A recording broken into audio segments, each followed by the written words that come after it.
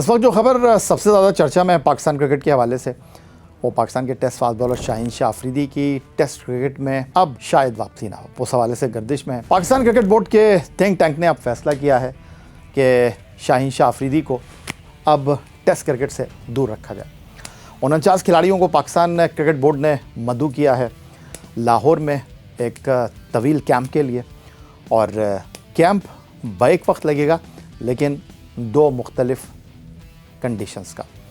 एक white ball camp है जिसमें 27 खिलाड़ियों को पाकिस्तान क्रिकेट बोर्ड ने बुलाया है, और एक रेड बॉल कैंप है जिसके लिए 22 खिलाड़ियों को बुलाया गया है। और ये कैंप जनाब जारी रहेगा सितंबर तक।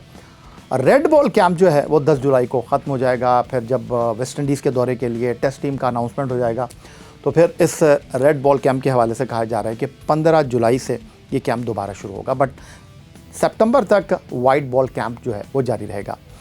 49 खिलाड़ियों को पाकिस्तान क्रिकेट बोर्ड ने वाइट बॉल और रेड बॉल के लिए मदऊ किया है। बहुत सारे अब भी खिलाड़ी हैं जिनके बारे में मीडिया में आवाज़ उठाई जा रही है कि क्या ये 49 क्रिकेटर्स में भी पाकिस्तान क्रिकेट के शामिल नहीं हो सकते।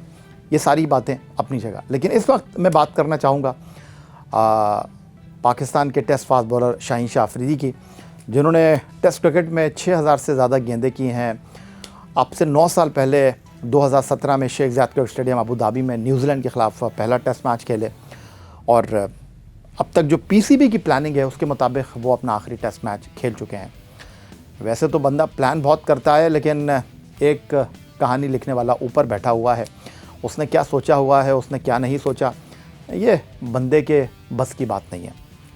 बट फ़िलहाल पाकिस्तान क्रिकेट बोर्ड के थिंक टैंक ने जो लाहे अमल तय किया है उसके मुताबिक शाहीन शाह अफरीदी को उन 27 खिलाड़ियों में रखा गया है जो कि वाइट बॉल कैंप के हैं, लेकिन रेड बॉल कैंप के 22 खिलाड़ियों में शाहीन शाह अफरीदी के नाम के ना होने का ये वाज़ेह मतलब है कि वो वेस्ट इंडीज़ का दौरा करने वाली टीम का हिस्सा नहीं होंगे। आगे कुछ भी हो सकता है, लेकिन फ़िलहाल उनके नाम के आगे एक कट लग चुका है, और सिर्फ वेस्ट इंडीज़ नहीं, उनको इंग्लैंड के दौरे पर भी कंसिडर नहीं किया जाएगा। लेकिन बात यहाँ तक ख़त्म नहीं होती, क्योंकि पाकिस्तान के थिंक टैंक ने क्रिकेट बोर्ड के ये फ़ैसला किया है कि अब रेड बॉल क्रिकेट में उन्हीं खिलाड़ियों को मौका देंगे जो कि फ़र्स्ट क्लास क्रिकेट खेलते हैं, जो इस क्रिकेट में पसीना निकालते हैं, जो इस क्रिकेट में मेहनत करते हैं। अब वाइट बॉल की परफॉर्मेंस पर बहुत कम खिलाड़ियों को टेस्ट खेलने का मौका मिलेगा।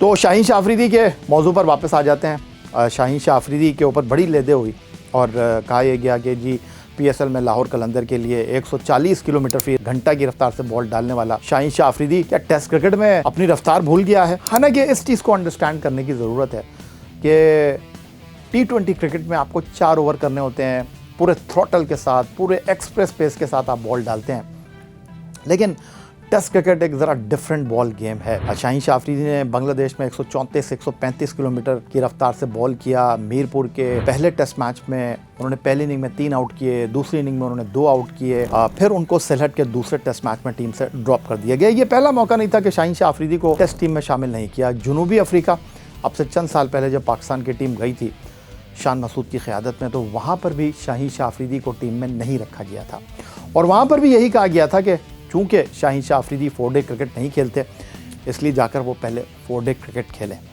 लेकिन सवाल ये है कि ये जो तरीक़ाकार है और ये जो पैमाना है टेस्ट क्रिकेट खेलने का, क्या ये सिर्फ शाहीन शाह अफरीदी के लिए है कि जनाब वो चूँकि फ़र्स्ट क्लास क्रिकेट नहीं खेलते तो सिर्फ वाइट बॉल क्रिकेट में खेल कर वो टेस्ट क्रिकेट में आकर वो इम्पैक्ट नहीं क्रिएट कर रहे जिसकी उनसे उम्मीद की जा रही है। तो अगर ये सोच है तो फिर ये सोच सबके लिए होनी चाहिए।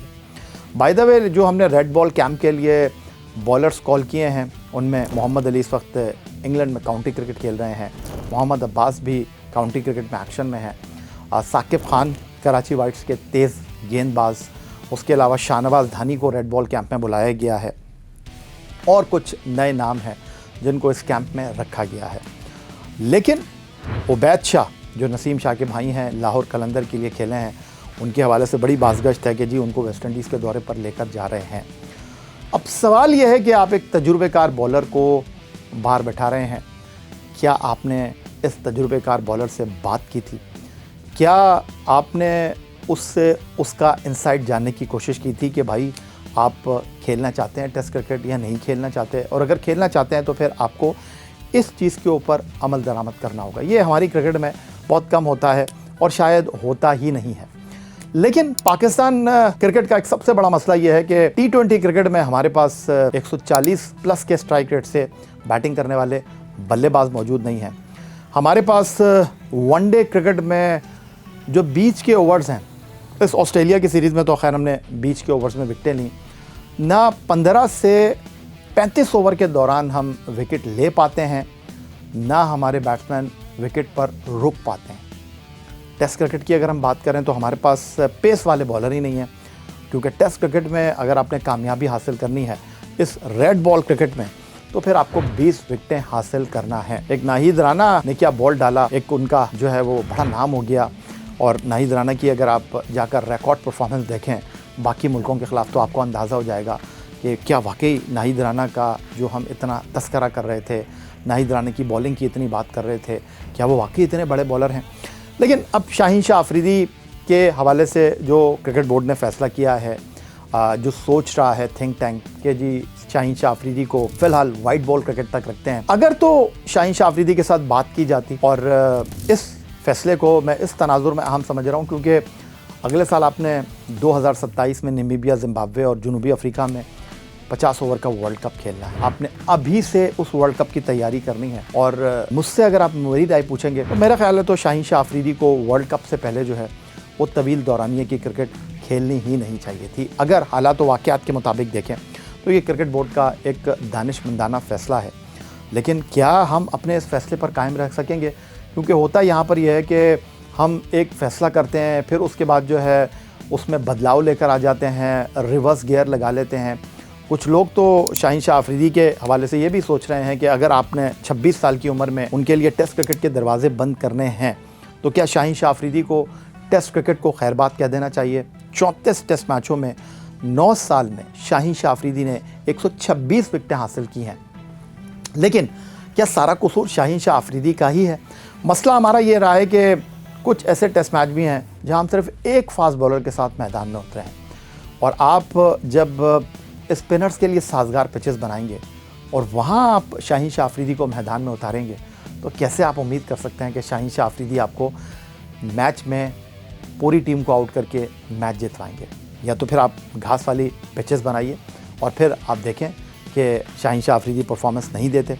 जहां उनको खिलाना चाहिए था वहां आपने उनको खिलाया नहीं। चंद साल पहले जब जनूबी अफ्रीका में पाकिस्तान टेस्ट मैच खेलने के लिए गया तो आपने शाहीन शाह अफरीदी को उस दौरे के लिए कंसिडर किया ही नहीं।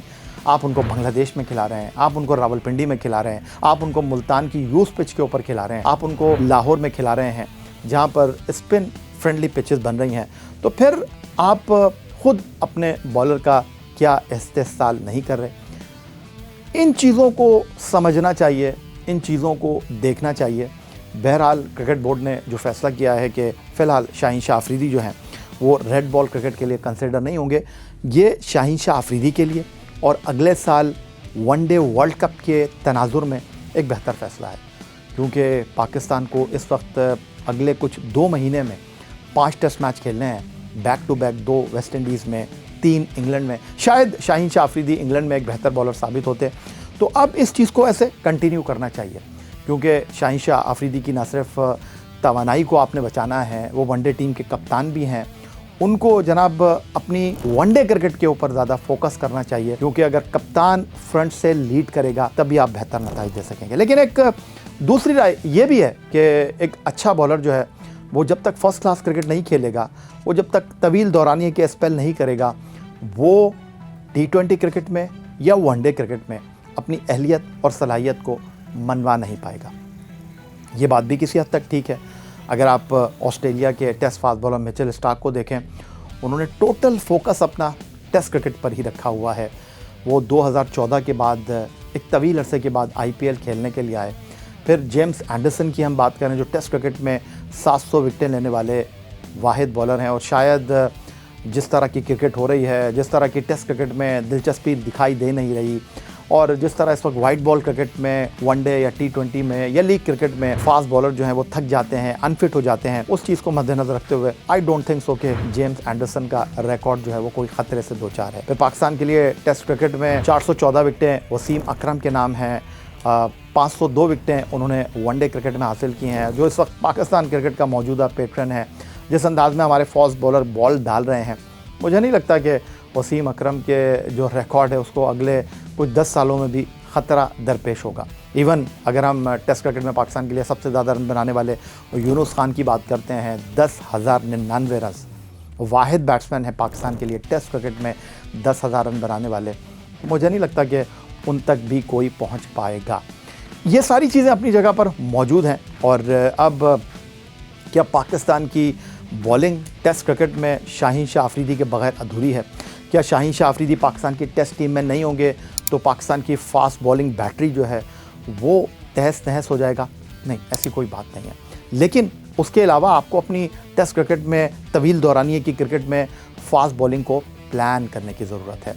आपको अब जिन पिचेस पर खेलने जाना है, शायद आपके फास्ट बॉलर अब्बास हो गए, खुर्रम शहजाद हो गए या फिर मोहम्मद अली हो गए, इंग्लैंड में वो इम्पैक्टफुल परफॉर्मेंस जो है वो परफॉर्मेंस का मुजाहरा कर सकें, बट वेस्ट इंडीज़ में आपके लिए एक कड़ा चैलेंज होगा। आप उबैद शाह को लेकर आ रहे हैं और Ubaid Shah first class cricket में ज़्यादा क्रिकेट नहीं खेले हैं, तो उनको भी देखकर इस्तेमाल करना होगा। लेकिन यहाँ पर मसला ये है कि हम अगर किसी को टीम में लेकर आते हैं तो हमें ये नहीं पता होता कि हमने उससे काम क्या लेना है, और अगर किसी को टीम से निकालते हो तो हमें ये नहीं पता होता कि अब उसके साथ काम क्या करना है, उसकी गलतियों को किस तरह ठीक करना है। तो बहरहाल शाहीन शाह अफरीदी को अगर ड्रॉप किया गया है, हालात व वाक़यात के मुताबिक ये एक बेहतर फ़ैसला था, लेकिन होना ये चाहिए था कि इस चीज़ को शाहीन शाह अफरीदी के साथ बैठकर डिस्कस किया जाए। शाहीन शाह अफरीदी को ये ना बताया जाए कि जी आप फर्स्ट क्लास क्रिकेट नहीं खेलते, ये ना बताया जाए कि जी शाहीन शाह अफरीदी साहब आपकी टेस्ट क्रिकेट में जो है वो बॉल की रफ्तार 134 किलोमीटर फ़ी घंटा है, आप सामने वाली टीम की विकटें चटका नहीं रहे, विकटें तोड़ नहीं रहे। उनको ये बताना चाहिए था कि शाहीन शाह अफरीदी साहब, आप 2027 वर्ल्ड कप के लिए हमारे लिए बहुत अहम हैं और हमने जनूबी अफ्रीका में जाकर वर्ल्ड कप खेलना है, जहाँ पर तेज़, हार्ड एंड बाउंसी ट्रैक्स होंगे और आप बतौर कप्तान टीम के लिए बहुत अहम हैं। तो ये वहम नहीं है, ये असल बात है।